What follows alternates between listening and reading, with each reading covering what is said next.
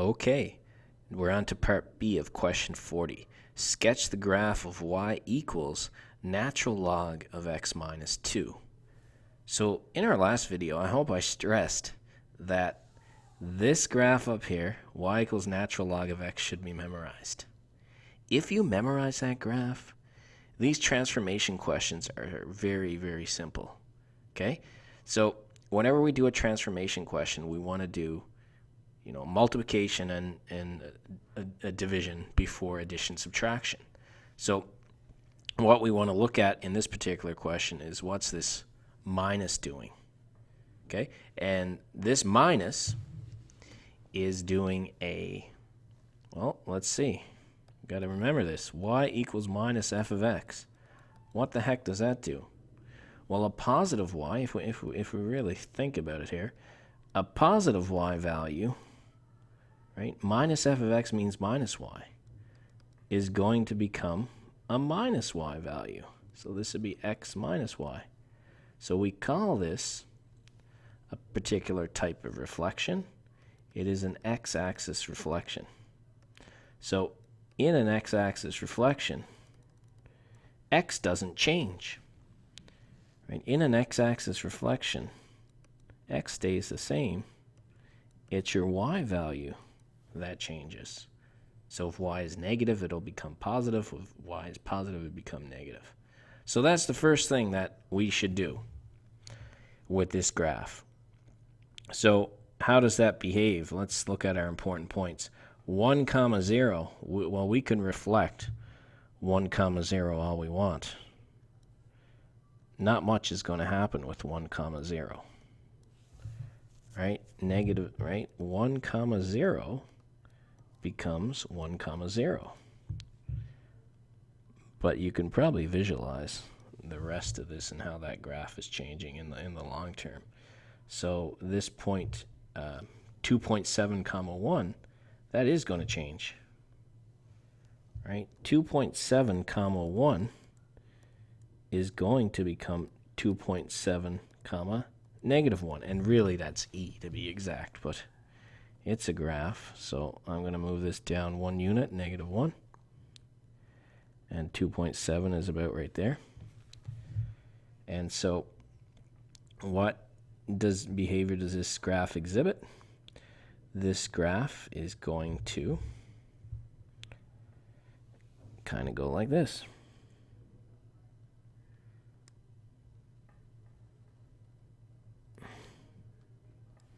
So, right, let's see. The part that was negative is becoming positive, and the part that was positive is becoming negative. So, I'm not done here. So, I want to clearly, though, write in this point. This point is approximately, well, let's write it in exactly. This point is e, negative 1. And that point we could see is 1, 0. I'm also going to put in my asymptote because I always think it's important to show your asymptote even if it's right on the y-axis. Now the next thing that I need to do is the transformation part. And you may recall the minus 2 inside means 2 units to the right. And you know what? Let's do that in a different color. So I need to move everything 2 units to the right. So I'm not going to do any fancy formulas for this one. I'm going to just take this asymptote and move it 2 units to the right.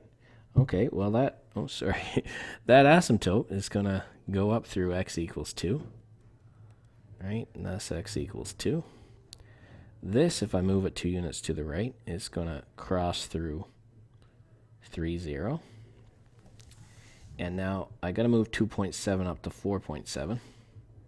So I just got to, so that's 4, 5. Hopefully they won't mind me extending my line just a smidgen. So this e, negative 1 is going to move 2 units. So it's 2.7, 3.7, 4.7. So I'm going to need it. It's going to be the same height. It's going to be at 4.7. So this, again, is, I could just say e plus 2, comma, negative 1. Or, if you want, which is easier to visualize, 4.7, negative 1. So that should be it for this one. So just borrow the same shape. So we are going close to the asymptote. We're decreasing.